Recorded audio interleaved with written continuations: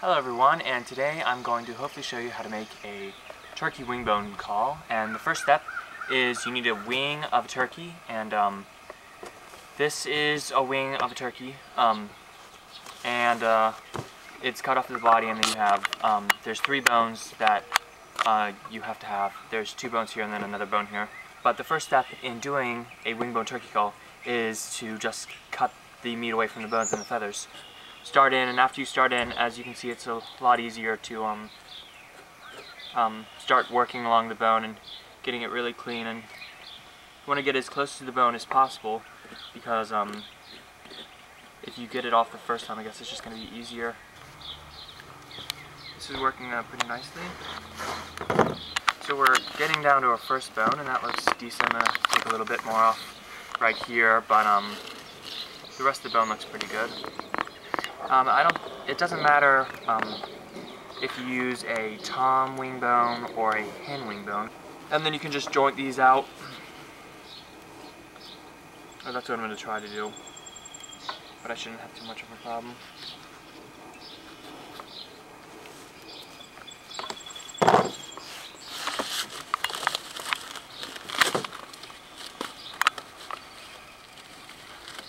You just want to cut the tendons around the bone, and then give it a good little jerk, and then cut whatever else is holding the bone to the bone. And there we go with the first bone. And then we're on to the second bone, and as you can see, it's pretty well in here. So I'm going to just try to go down the middle of the bone and try to get into the meat and under the skin, because once we have the skin off, it's going to be a lot easier to get the wings and the feathers back. And as you can see, that really opened that up. And there we go with another one. There's a little bit of meat on there, but that won't be any problem to get it off. Okay, and then we're down to the last bone, and you need all the bones to make a wing bone turkey call. It just came right off. So like I was saying, if you really want to, you can make a flap down with these wings here, and then I know some people use these for like, well, you can also use these for arrow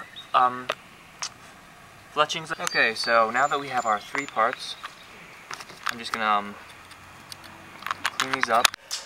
So now we are going to cook the bones. Not really cook, we're going to put the bones in. I put some water in this pot, and it's on the stove, and it's getting heated up. And I'm going to put these bones, I have them in the bag because, well, I put them in the bag. Okay, so we're going to put the bones in here, and we're going to use some dishwashing detergent. I don't think it matters really what kind you use, but I'm just going to put some in. And then, I don't know, I don't think you just need a little. And that was just like a tablespoon maybe. And then I'm going to put the bones in. And then I think this goes on for about 15-30 minutes. Okay, so I came in here and I turned the burner off, and it's simmering down. Drain this off. And then I think they'll be done. They look done.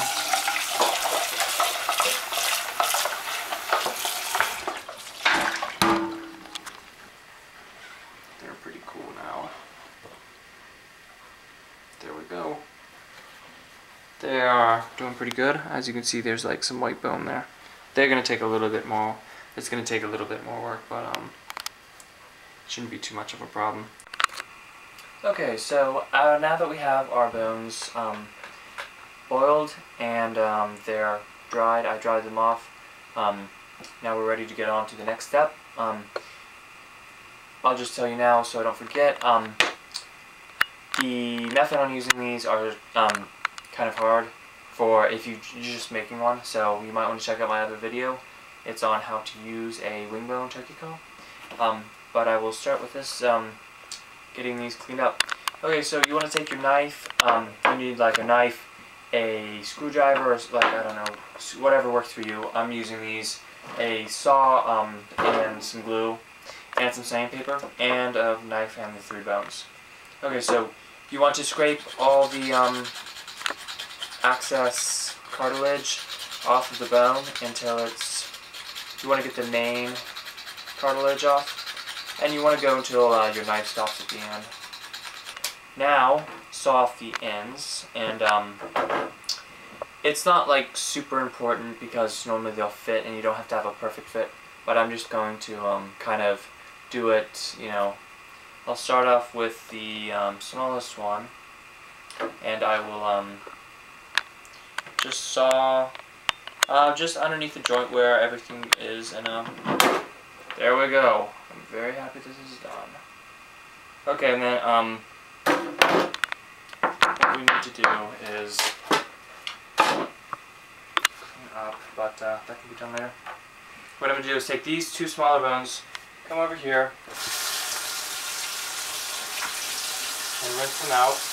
Okay, now that those are better, we are going to dry these off a little bit. Okay, there and then here. Okay, so this is looking pretty good. Okay, now as you can see, this one has some, it's not clear through, it's like it has like some webbing in it. Put my knife, well, let me try the screwdriver first. And you want to try to get this through and just start cleaning out.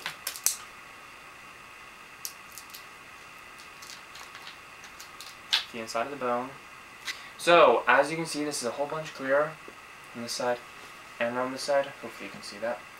Okay. So, now that we have this kind of fine-tuned, you can take your knife and try to carve out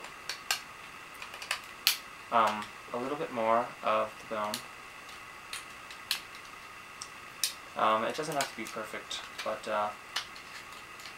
you do want it to be a little bit clear. Okay, so now we're down to the sanding part.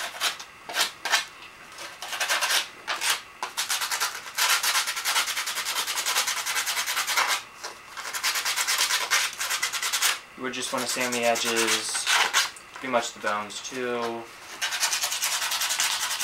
Okay, so now we have all the pieces worked around.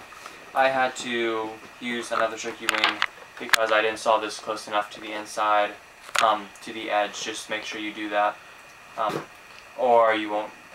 This will still work for your turkey cull, pretty sure.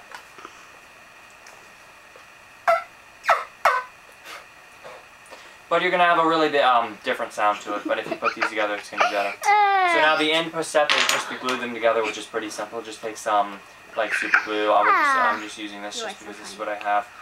And just put it around the outside edge.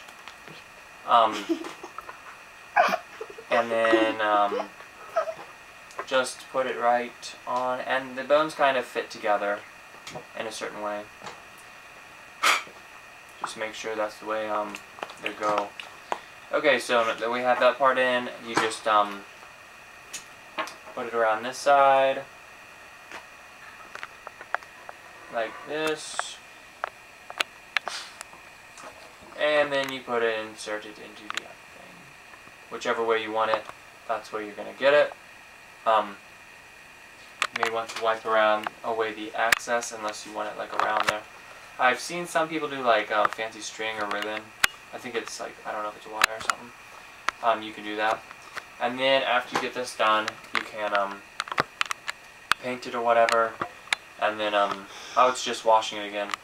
Because like the bone and everything gets in there and it doesn't taste very good and you're sucking in when you're doing it, so hey, whatever you don't want to do. So the end product is going to be like this. This one's actually a little bit longer, just because this stem was fit in a little bit less, but it sounds pretty good, and I'll do that right here for you.